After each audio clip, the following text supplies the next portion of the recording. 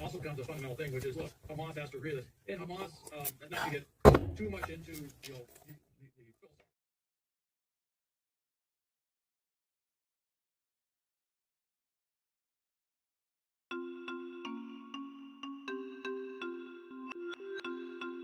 Here we go! Buck, here we go!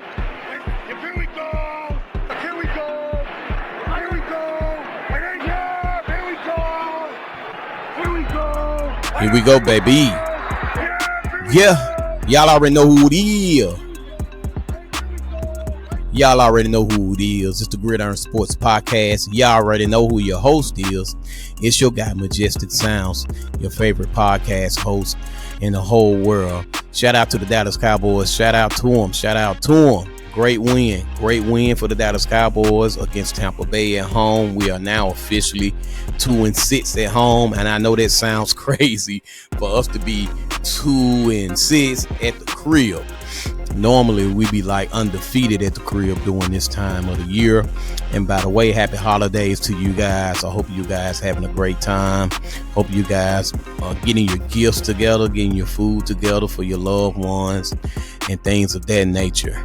But the Cowboys did win at home against the Tampa Bay Buccaneers with a score of 26-24 in week 16 on Sunday Night Football, baby. And the cool part about it was that the Dallas Cowboys found out maybe 4 hours before kickoff that they were mathematically out of the playoff hunt due to the Washington Commanders defeating the Philadelphia Eagles. In a very interesting game, the game went down to the wire, and it's just hard to beat the same team twice. Philly had already beat them earlier this year. I think it was on a Thursday night football game. So the Philadelphia Eagles fell to the Washington Commanders, and that kicked us out of the playoffs. And one can argue that if we hadn't had that fluke situation during the Cincinnati game, this would be a different discussion. But hey, it is what it is. And we always got next year, ladies and gentlemen. But Cowboy Nation, we did manage to win this game. And for the Dallas Cowboys to come out and play hard against Tampa Bay, showing some grit. And, you know, players are playing for contracts. Coaches are coaching for contracts. And this win was a nice signature win to let Jerry Jones know that Mike McCarthy is the head coach, and they want him, the players want him, and the other coaches want him to continue to be the head coach for the Dallas Cowboys. Obviously, with that amazing win against Tampa Bay, and actually that win helped out the Atlanta Falcons too. Now the Atlanta Falcons actually took that #1 seed in the AFC South. So us winning helped Atlanta, but we couldn't get no help from the Commanders. So by us not being able to keep up with the Commanders, and we know the Eagles are going to represent our division, and the Commanders are going to get like a wild card spot. But if we were able to catch up with the Commanders, we would have probably got a wild card spot and snuck through the back door. But that's neither here nor there at this present time, Cowboy Nation. So I'm thinking that Jerry Jones, and let's talk about, you know, the front office for a minute. And I'm thinking that Jerry Jones is actually going to keep Mike McCarthy. I think he is impressed with what the team is doing as of late. We have won our last 4 out of 5 games, and that alone is probably enough for Jerry Jones and Stephen Jones to want to keep Mike McCarthy around a little longer. Now, as far as the game is concerned, shout out to Mike McCarthy and Brian Schottenheimer for the game plan. Now, if you go back and watch my episode when I was talking about the keys to succeed in week 16 that the Cowboys needed to do, and they did it. They crossed every T and they dotted every I. Mike McCarthy actually threw the ball downfield. His game plan was to sneak in a couple of throws down the field. You got to test the water, ladies and gentlemen. You got to put pressure on that secondary. You can't allow the defense to keep you in the box and suck you in and make you play ball from a small area. You gotta test the water. So I'm so glad that Mike McCarthy implemented those things that I wanted him to implement. So I guess he heard the podcast. I don't know. He might have heard the episode I don't know, maybe somebody else heard it and sent it to him like, yo, look what this guy's saying here. Hey, he got a point, Mike McCarthy. We can't beat Tampa Bay without throwing the ball downfield. So maybe Mike McCarthy got a win of that. So yes sir. So hopefully he heard me. I don't know if he did or not. I'm excited that we got that win in. I'm excited that they stuck to my keys to succeed for week 16. The only thing they didn't do well was run the ball well, but I had already previously stated they got some linebackers, they got a front four. Traditionally, historically, them folks do not allow nobody to run against them. So Mike McCarthy was smart enough to get Cavante Turpin involved in a running game. I do like the play calling for the most part for this game, ladies and gentlemen. Can you believe it? Mike McCarthy play calling was great for this game. And he got Cavante involved in the running game. Cavante also caught a pass as well. And, you know, we finally scored in the red zone. So I'm going to hit this button for y'all on that one, boy. That's breaking news right there, baby.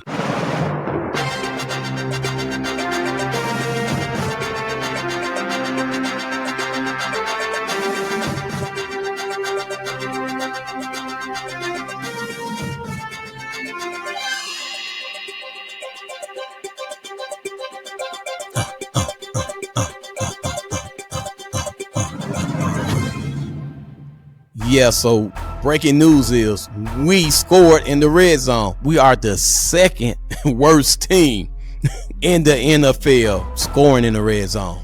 We're second to the worst. So it's only one team worse than the Dallas Cowboys scoring in the red zone. Breaking news, ladies and gentlemen. We were able to score a touchdown in the red zone. That's good. Shout out to Jalen Tolbert. He caught that pass in the red zone for the touchdown. And I believe he had to leave the game with a dislocated finger on a deep ball. Some kind of way, maybe his finger got caught up in the guy's helmet or something, or his hand hit the helmet when he was going for the pass and kind of dislocated his fingers. And so I don't know which finger. I don't know if it's the ring finger or the pinky finger, but it's one of those two fingers. And so he didn't come back in the game. So hopefully he's okay. Hopefully there's nothing major, just dislocated, and maybe they can pop it back in place or whatever. It can heal correctly or whatever the case may be. Hopefully it's nothing really serious. Hopefully it's just dislocated. Hopefully it ain't fractured or nothing like that. On a play like that, you'll hardly ever see, somebody's hand get fractured or something on a play like that. So hopefully all is well with Jalen Tolbert. So shout out to him. And he caught a difficult pass for a first down. Oh man, the ball was behind him. He caught it, put his hand on the ground, and dove over to the first down to keep the drive going. Just some really good plays by the offense all night long, especially the defense. Shout out to the defense. Shout out to Mike Zimmer and their defense. They continue to impress me. They continue to answer the bell week in and week out as of late. Due to all of these injuries we got, we see a lot of different faces out there, but it really don't matter because them folks are standing tall defensively. I'm talking about, man, I seen Donovan hit, man. Wilson hit Mike Evans so hard, he had to just sit there for a minute. He had to just sit there for a minute to get his thoughts together. Woo! Man, he not spit from that main mouth. And I seen a couple of more hard hits out there. I seen another one by, who was that? I think Amar or Warrior. Hope I'm saying my guy name right. The guy who cost us the Cincinnati game. Him, that guy.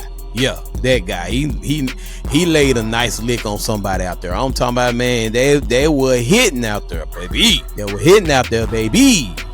Let me hit that button again for you. Ooh, yeah. That was out there hitting. I mean, them folks came to play. Shout out to Jordan Lewis. Man, look, I'm going to do an episode strictly for Jordan Lewis. I mean, this guy makes big play after big play after big play from week in to week out. Dude is balling on a whole nother level right now. He is the heart and soul of the defense, in my humble opinion. And as of late, he's been showing up big down the stretch for our defense. I mean, a timely interception. I don't know how he was able to even turn his head around and locate the ball, and him and the opposing team's wide receiver wrestled for the ball, and he came up with it. I mean, Jordan Lewis is playing out of his mind right now, ladies and gentlemen. So shout out to Jordan Lewis. Make sure I give you your flowers, my guy. Keep balling out. Man, the defense as a whole has been doing great. Shout out to the offensive line. Shout out to Hunter Lipke.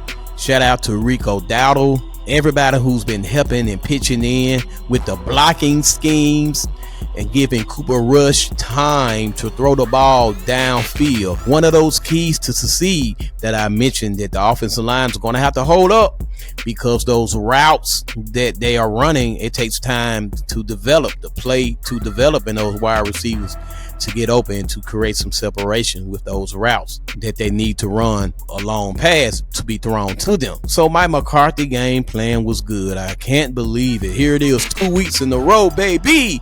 2 weeks in a row. Mike McCarthy game plan worked.